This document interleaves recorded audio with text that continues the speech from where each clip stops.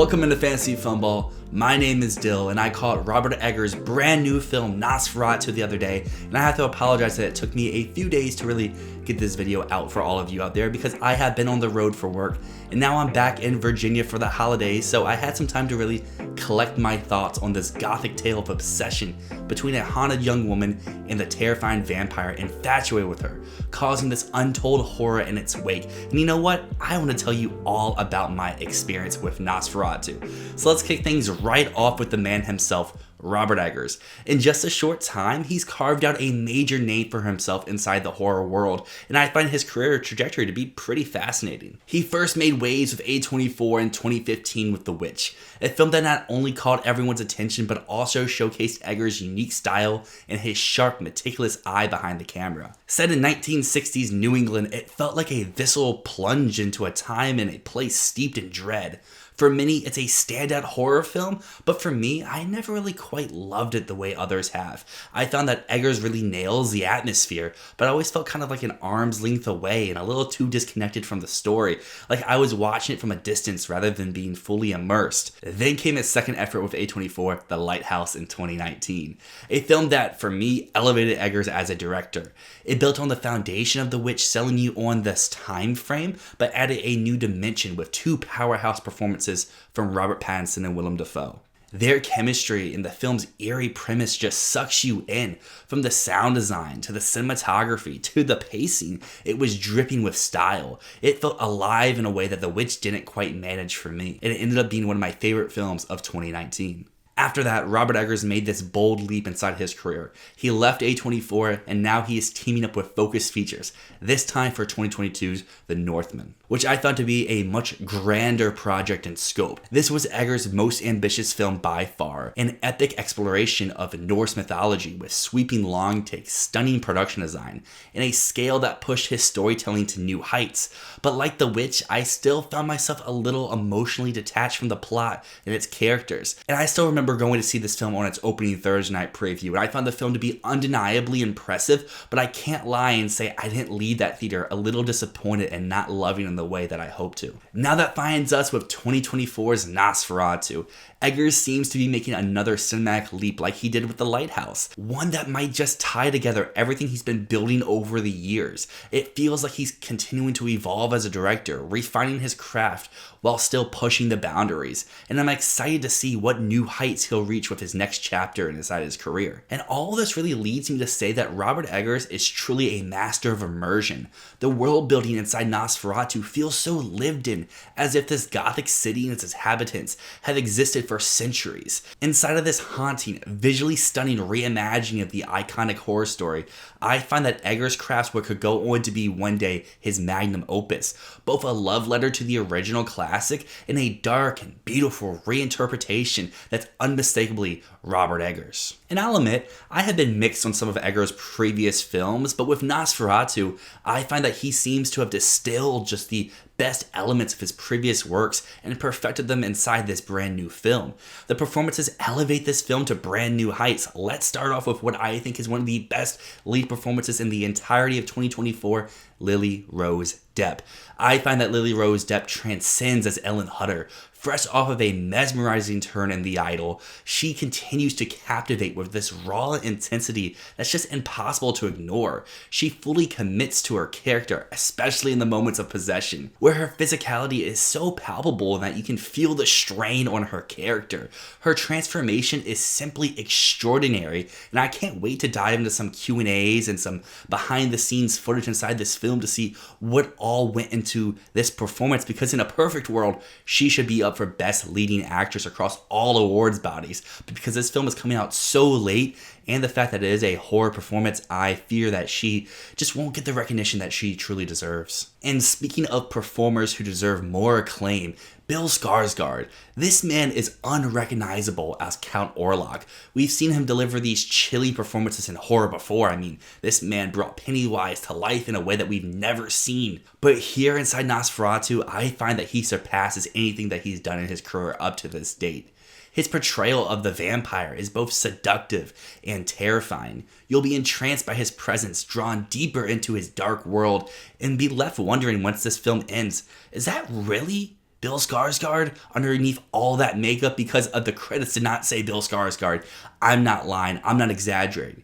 You would not be able to tell it's him because he changes his voice, he changes his mannerisms, and his face is simply unrecognizable. Skarsgård delivers one of the best performances of the entire year and easily the best performance inside his filmography. And now hopping back over to the direction of Nosferatu, I feel like Robert Eggers' signature immersive world building was a standout in so many of his previous films, but here with his newest film, he pushes it even further. The film is a technical mastery which draws you into this gothic nightmare, making you feel as though you're walking into the plague-ridden streets alongside these characters. The cinematography, it's breathtaking, using these long takes to follow the characters throughout their encounters. It's a creative choice that Eggers explored in previous films like The Northman, and here inside Nosferatu, I find that he takes it even further, perfecting the style, where the prolonged shots weave seamlessly into the narrative, creating this eerie and deliberate rhythm to Nosferatu that has you hooked from start to finish,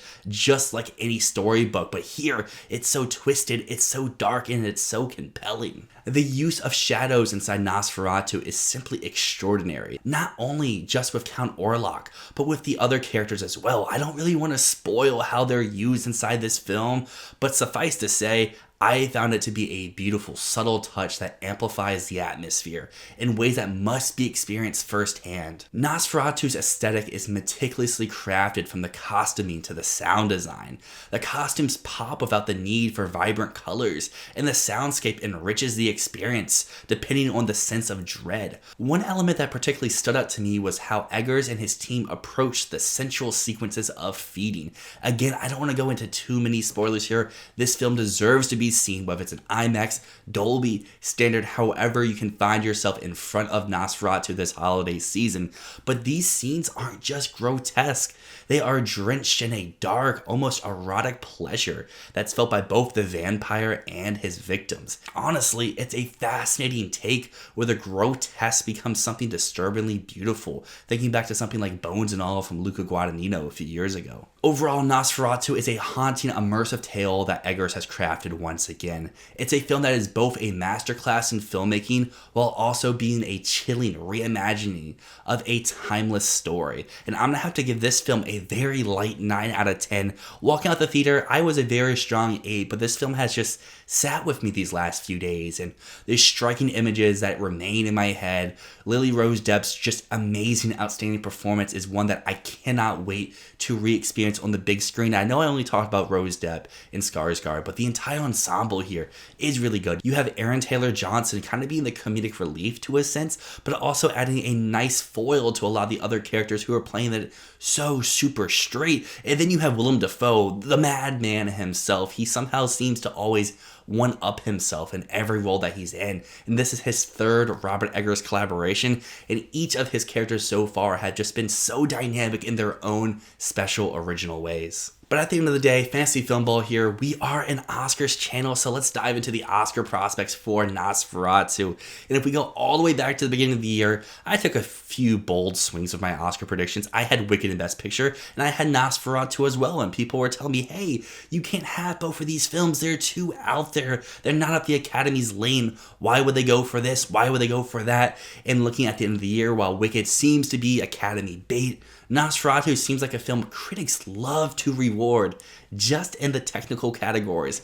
We saw the CCA give it 4 technical nominations, but 0 nominations above the line. And sadly, I kind of think that the Academy will follow suit. I would love to be proven wrong. Nosferatu gets in at PGA. It could maybe get in at BAFTA, but I just do not see that avenue for Nosferatu being a Best Picture contender at the end of the day, which is very sad because this is one of my favorite films of the entirety of 2024.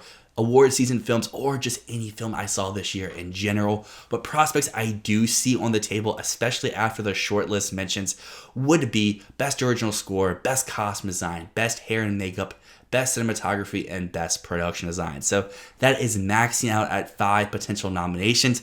Will it get all 5? Probably not, because if you get 5 nominations in tech categories, you kind of got to be in a Best Picture lineup of 10. So if I were to really knock off some here, I think Score would be the first one to go. I feel like it adds this dreary, eerie sense to the film, But this branch, it's so cliquey. They love their boys, they love their girls, and the composer here on Nosferatu, while they did great work, they're not really in the club quite yet. Flipping things on its head though, let's go to the nominations I think that this film will get almost to a certainty. Best Production Design, Best Cinematography. It is leading critics groups in cinematography mentions, and it's number 2 in production design at the time of recording this video.